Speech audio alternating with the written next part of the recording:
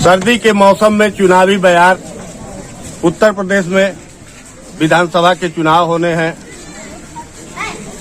हर प्रत्याशी, हर उम्मीदवार ये चाहता है कि हम चुनाव जीतें और वो जन जन में घूम के जनसंपर्क कर रहा है। इस समय मौजूद है हम कुशीनगर विधानसभा के कुशीनगर के विधानसभा 333। यहाँ जनसंपर्क के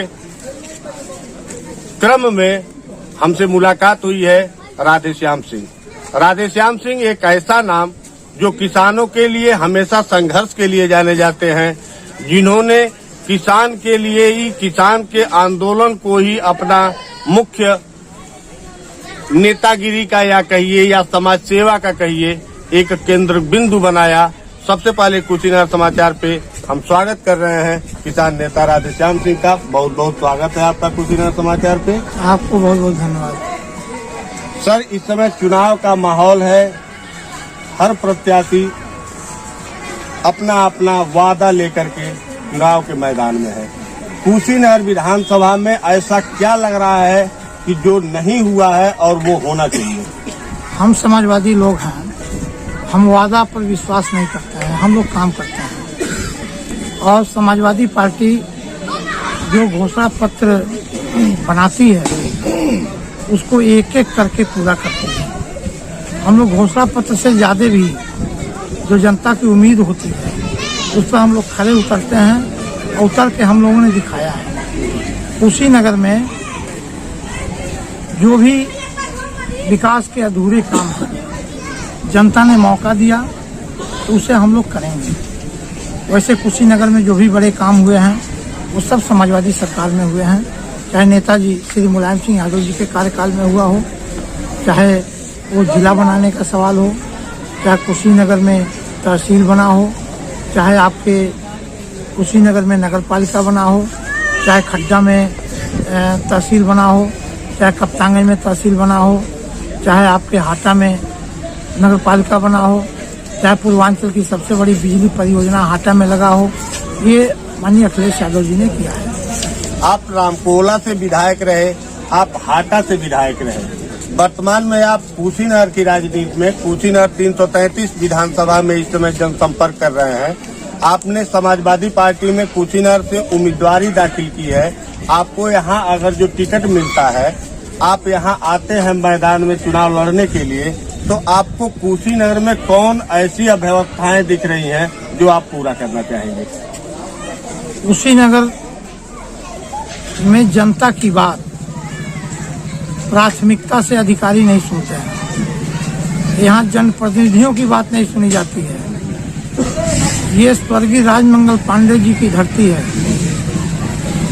पहला काम तो ये करूंगा कि गांव के सबसे कमजोर लोगों की बात जिले के सबसे मजबूत अधिकारी सुने।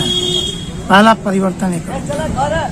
दूसरा काम कि विकास के जो भी अधूरे काम हैं उस काम को धरातल पर उतार के दिखाऊंगा।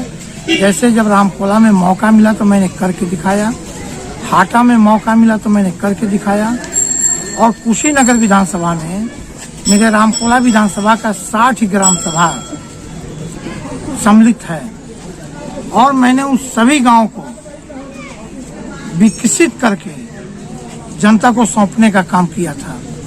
यहाँ टेक्निकल शिक्षा की कोई व्यवस्था नहीं है। कुशीनगर अंतर्राष्ट्रीय जगह है। अंतर्राष्ट्रीय एयरपोर्ट के लिए भी माननीय अखिलेश यादव जी ने 260 करोड़ रुपया एक ही दिन दिया था।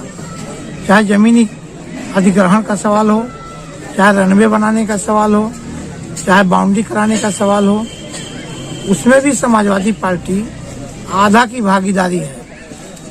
कुशीनगर में मैं प्रयास करूंगा कि जो महाविद्यालय है उसको यूनिवर्सिटी का दर्जा मिले, विश्वविद्यालय बने, कुशीनगर को विश्वविद्यालय बनाया जाए, क्योंकि अंतर्राष्ट्रीय जगह है, महात्मा बुद्ध की धरती है, यहाँ कई देशों के लोग आते हैं। मैं वो काम करूंगा जिससे कुशीनगर का सम्मान बढ़े। कुशीनगर एक ऐसा विधानसभा है जो उत्तर प्रदेश के सबसे पूर्वी छोर पे स्थित है, जहाँ से बिहार स्टार्ट हो जाता है एक तरफ नेपाल शुरू हो जाता है। कुशीनगर में एक समस्या ऐसी देखने को आती है कि कुशीनगर के अधिकांश युवा दिल्ली, बम्बई, कलकत्ता रोजगार के लिए जाते हैं। या तो क्या ऐसा होना चाहिए, क्या आपसे उम्मीद की जाए कि जब आप सरकार में आते हैं, जब आप यहाँ से विधायक बनते हैं, तो उन युवाओं के लिए आप उनके लिए क्या दरवाजे खोलेंगे? ये सोच, ये विजन सिर्फ प्रदेश और देश में माननीय अखिलेश यादव जी के पास है। इसी सोच के तहत उत्तर प्रदेश में लुड़की विश्वविद्यालय था, टेक्निकल विश्वविद्यालय। जब उत्तरांचल हमसे अलग हुआ तो हमारे उत्तर प्रदेश में टेक्निकल विश्वविद्यालय शून्य हो गया। तब हमारे नेता माननीय अखिलेश यादव जी ने गोरखपुर मालवीय इंजीनियरिंग कॉलेज को 500 करोड़ रुपया देकर के टेक्निकल विश्वविद्यालय बनाया। जब तक नौजवान टेक्निकल रूप से शिक्षित नहीं होंगे तब तक रोजगार नहीं मिलेगा। और भारतीय जनता पार्टी ने रोजगार को तो खत्म कर दिया। सभी सरकारी विभागों में इन्होंने संविदा पर नियुक्ति कर दिया। हमारे नेता अखिलेश यादव जी ने कहा है, जिस दिन हम शपथ लेंगे पहले ही दिन 10 लाख नौजवानों को उत्तर प्रदेश में सरकारी नौकरी के लिए भर्ती निकालेंगे। चिकित्सा के क्षेत्र में भी देखा जाता है कि अक्सर यहाँ बीमारियां, कोई भी बीमारी हो, चाहे वो महामारी हो, कुशीनगर उसकी चपेट में अक्सर आता रहता है, जबकि समुचित ऐसी कोई व्यवस्था नहीं दिख रही है।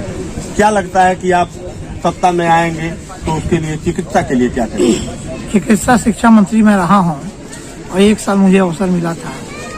मस्तिष्क ज्वर की बीमारी सर्वाधिक रूप से देवरिया, गोरखपुर, महाराजगंज और कुशीनगर के बच्चों को होती है।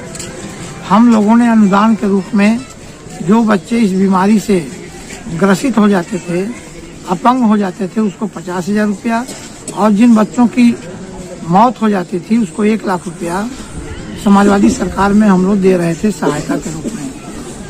भारतीय जनता पार्टी की सरकार 17 में बनी, इसको इन लोगों ने बंद कर दिया। इसको देखते हुए 500 बेड का अस्पताल माननीय अखिलेश यादव जी ने 274 करोड़ की लागत से गोरखपुर में बनवाने का काम किया है।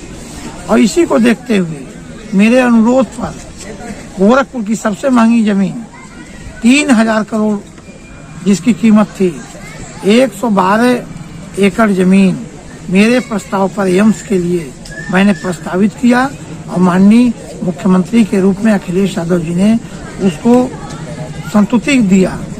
और गोरखपुर में एम्स जो आज बन रहा है, माननीय प्रधानमंत्री जी ने पैसा दिया तो उन्होंने 1000 करोड़ रुपए लगा करके एम्स बनवाया। अगर मैं 3000 करोड़ की जमीन नहीं दिया होता तो एम्स का निर्माण कैसे होता? आजादी के बाद पहली बार समाजवादी सरकार में माननीय अखिलेश यादव जी ऐसे मुख्यमंत्री हैं जिन्होंने एम्स के लिए गोरखपुर में जमीन दिया। तो हम राधेश्याम सिंह जी से बात कर रहे थे। हमने जाना इनके विजन को कि ये यहाँ से अगर जो उम्मीदवार होते हैं तो ये क्या कुछ कुशीनगर के लिए कर सकते हैं। हम आगे भी जैसे ही उम्मीदवारी की मुहर लग जाती है इनके नाम पर, उसके बाद पूरा एक दिन हम इनके साथ रहेंगे, इनके चुनावी कार्यक्रम को देखेंगे, इनके व्यवस्थाओं को देखेंगे, इनके लगन को देखेंगे, जनता का समर्पण देखेंगे। कुशीनगर समाचार पे ऐसे ही प्यार, दुलार, आशीर्वाद बनाए रहिए। मैं DK पांडे, कैमरे के पीछे संदीप मिश्र, पत्रकार सहयोगी अर्जुन वेदांत के साथ दीजिए हमें विदा। फिर मिलते हैं अगले वीडियो पे।